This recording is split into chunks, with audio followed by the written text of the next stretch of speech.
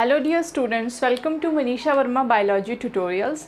As you know, we are doing the chapter Human Health and Disease. Today we will take up types of communicable disease. कैसे कैसे organism है जो communicable disease cause करते हैं, और थोड़ा सा हम ये भी देखेंगे कि पैरासाइट जो है वो बॉडी में इन्वेड किस तरह से करता है और वो बॉडी को इफ़ेक्ट किस तरह से करता है, जो डिज़ीज़ प्रोड्यूस करता है, जो ईज़ में रिलैक्सेशन में बॉडी की कमी लाता है वो किस तरह से लाता है, ये हम आज देखेंगे। तो सबसे पहले बात करते हैं क्लासिफिकेशन ऑफ कम्युनिकेबल डिजीज़ या टाइप्स ऑफ कम्युनिकेबल डिजीज़ की। तो ये जो क्लासिफिकेशन है कम्युनिकेबल डिजीज़ की, it is according to nature of the causative agent. Causative agent क्या है, कौन से ग्रुप से बिलोंग करता है, उस आधार पर ये क्लासिफिकेशन है। तो इसमें हमारे पास 7 कैटेगरीज़ हैं: viral, rickettsial, bacterial, spirochetal, fungal, protozoan and helminthic. तो ये जो हमारे पास 7 कैटेगरीज़ हैं, तो सबसे पहली जो कैटेगरी दैट इज़ वायरल। और वायरल जो है, नाम से पता लग रहा है, यहाँ पर कॉजेटिव एजेंट जो है हमारे पास, कॉजेटिव एजेंट जो है वो वायरस है। तो वायरस जो है उसका स्टेटस अभी तक क्लियर नहीं है, वेदर इट इज़ लिविंग और इंटायरली नॉन लिविंग ऐसा नहीं है, उसका जो स्टेटस है काफ़ी कॉम्प्लिकेटेड है। तो लेकिन एक बार जब ये बॉडी में एंटर कर जाता है, उसके बाद ये बहुत ड्रेडफुल डिज़ीज़ जो है वो पैदा करता है। बहुत ही माइन्यूट होता है, लेकिन इसका जो इम्पैक्ट होता है बहुत लार्ज होता है। ज़्यादा दूर क्यों जाना, कोविड को देख लीजिए। कोविड, कोरोना वायरस जो है वो एक वायरल डिज़ीज़ है और कम्युनिकेबल है, और उसने पूरा जो ग्लोबल शटडाउन जो है उसने करा दिया है। तो आप गेस कर सकते हो कि वायरल डिज़ीज़ जो है वो उसका इम्पैक्ट कैसा है। अगर हम इसके साइज़ को देखें तो साइज़ पे ना जाएं हम इसके। तो वायरल डिज़ीज़ है, तो वायरल डिज़ीज़ में एग्जांपल हम सबसे पहले तो कोरोना का ही लिखेंगे, फिर इन्फ्लुएंज़ा जो कॉमन कोल्ड हमारा है, फिर हमारे पास वायरल डिज़ीज़ की कैटेगरी में आते हैं जैसे मीज़ल्स हो गया, जिसमें पूरी बॉडी पे जो है एक रेडनेस और रैश हो जाता है, और छोटे बच्चों में होता है खास करके, और बहुत जो है पेनफुल रहता है, फीवर वगैरह आता है। लेकिन अब जो है इसकी वैक्सीनेशन स्टार्ट हो चुकी है, तो अब मीज़ल्स के केसेस उतने देखने को नहीं मिलते। और हमारे पास जैसे चिकन पॉक्स है, और स्मॉल पॉक्स जो है वो भी एक वायरल ही डिज़ीज़ थी, लेकिन स्मॉल पॉक्स अब इरेडिकेट हो चुका है। तो ये हमारे पास कुछ एग्जांपल हैं वायरल डिज़ीज़ के। तो वायरल डिज़ीज़। फिर दूसरा नंबर पे जो हमारे पास है रिकेट्सियल डिज़ीज़।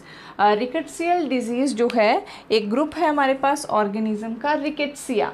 तो वो भी, ये भी माइन्यूट ऑर्गेनिजम्स हैं बिल्कुल, लेकिन काफ़ी ड्रेडफुल डिजीज़ जो है ये प्रोड्यूस करते हैं। सो कॉजेटिव एजेंट हेयर इज़ रिकेट्सियाज, और ये डिज़ीज़ कॉज करते हैं, आपने शायद सुना भी हो, टाइफस। और उसी तरह से एक हमारे पास होता है Rocky mountain fever, Q fever. इस तरह की जो है कुछ डिज़ीज़ जो हमारे पास एग्जांपल ये हैं रिकेट्सियाज के। तो ये जो डिज़ीज़ के कॉजेटिव एजेंट्स हैं, ये जो है देखने में भी ऐसे ही लग रहा है इजी, लेकिन याद रखना है, और एंट्रांस में जो है कॉजेटिव एजेंट्स जो वो पूछ सकते हैं। तो टाइफस जो है वो काफ़ी ज़्यादा जो है फैला भी था एक समय पर। तो दिस इज़ द रिकेट्सिया जो ग्रुप है हमारे पास। नेक्स्ट है बैक्टीरिया। बहुत कॉमन जो है बैक्टीरिया, बहुत कॉमनली पाए जाते हैं हमारे आसपास, हार्मफुल भी और यूज़फुल भी। लेकिन हार्मफुल बैक्टीरिया जो है वो काफ़ी हैं, और काफ़ी सारी डिजीज़ जो है ये प्रोड्यूस करते हैं। तो बैक्टीरियल डिजीज़, दिखती सी बात है, पॉजिटिव एजेंट जो है वो बैक्टीरिया है। तो हमारे पास बहुत सारी ऐसी डिज़ीज़ हैं जो बैक्टीरिया के थ्रू होती हैं। टाइफॉइड हो गया, ट्यूबरक्लोसिस, टीबी,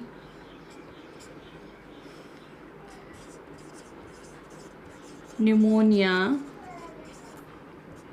कॉलेरा एट्सेट्रा। तो ये कुछ कॉमन डिजीज़ हैं। नेक्स्ट जो हमारा ग्रुप है दैट इज़ द स्पाइरोकीटल। और स्पाइरोकीटल जो डिजीज़ हैं this are caused by spirochaetes. तो ये भी एक माइन्यूट ऑर्गेनिजम्स का ही ग्रुप है, जैसे बैक्टीरिया वगैरह होते हैं वैसा ही माइन्यूट ऑर्गेनिज्म का ग्रुप है। डिजीज़ कौन कौन सी प्रोड्यूस करते हैं?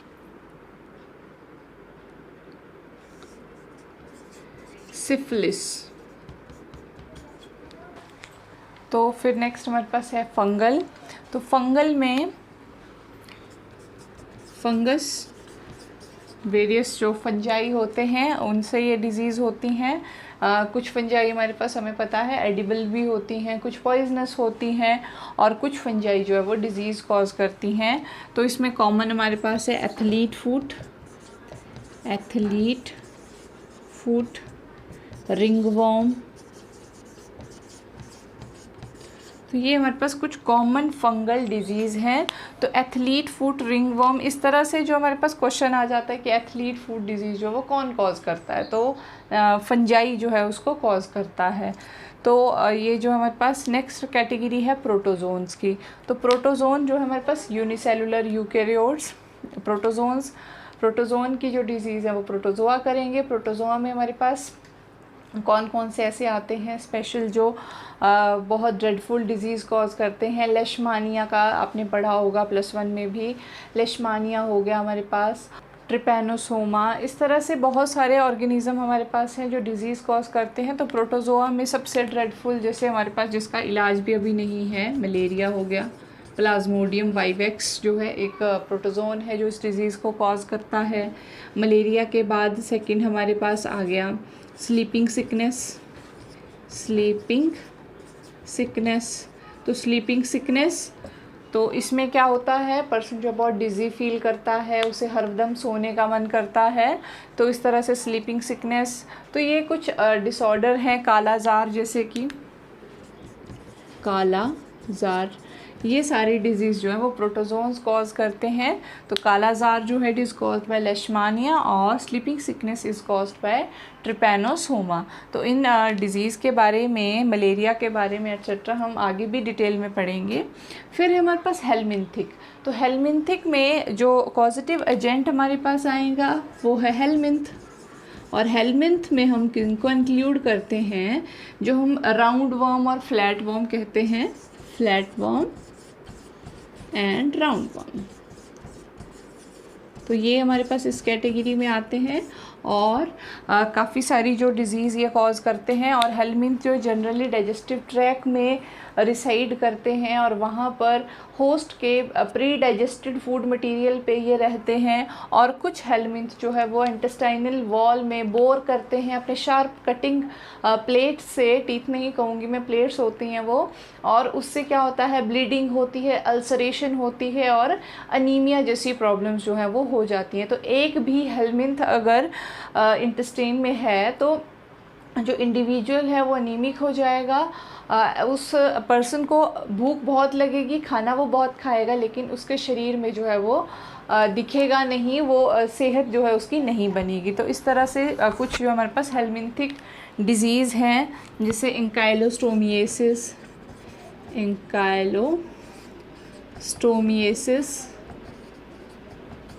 फिर हमारे पास है लिवर रॉट, टीनिएसिस। ऐसी बहुत सारी बीमारियां हैं जो हेलमिंथ जो है वो कॉज करते हैं। एस्केरिएसिस, एंटीरोबिएसिस,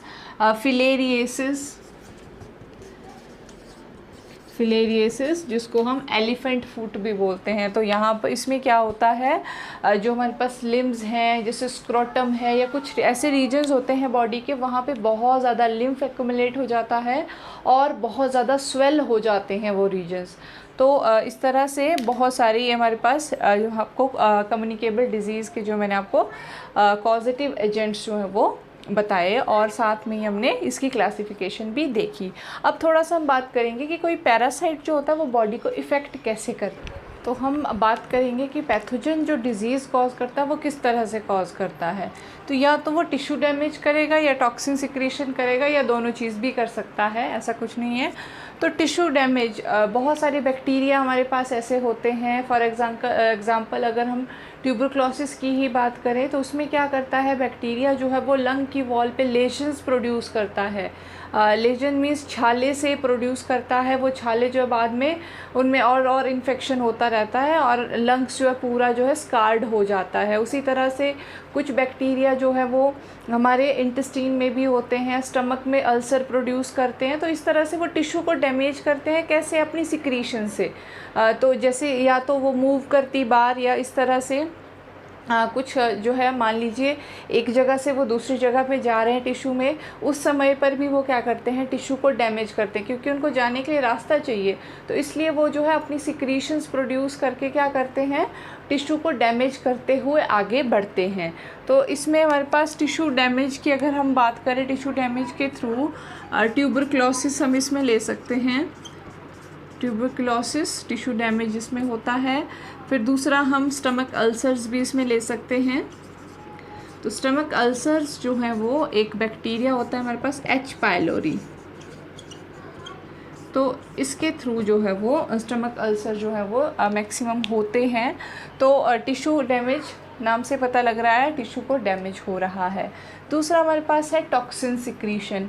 तो टॉक्सिन सिक्रीशन में भी दो तरह से होता है। एक तो होता है हमारे पास एक्सोटॉक्सिन, दूसरा है एंडोटॉक्सिन्स।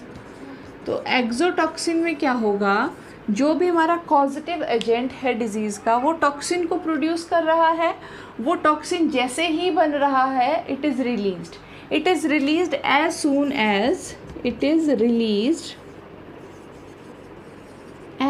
As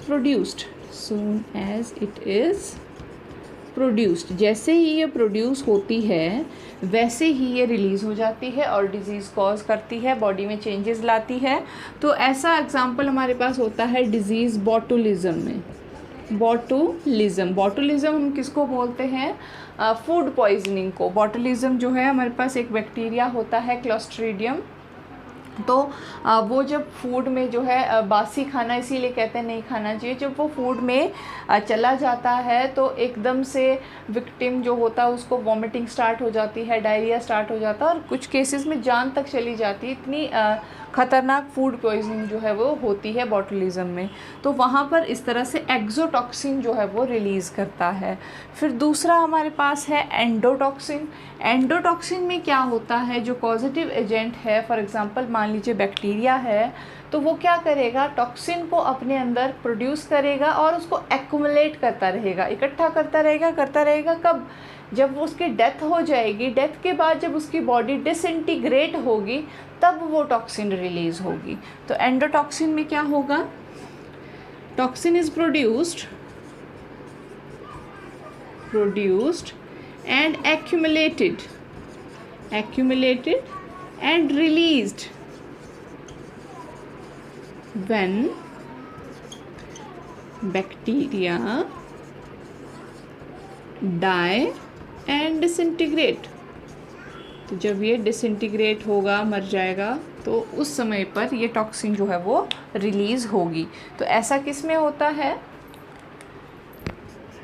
typhoid, cholera.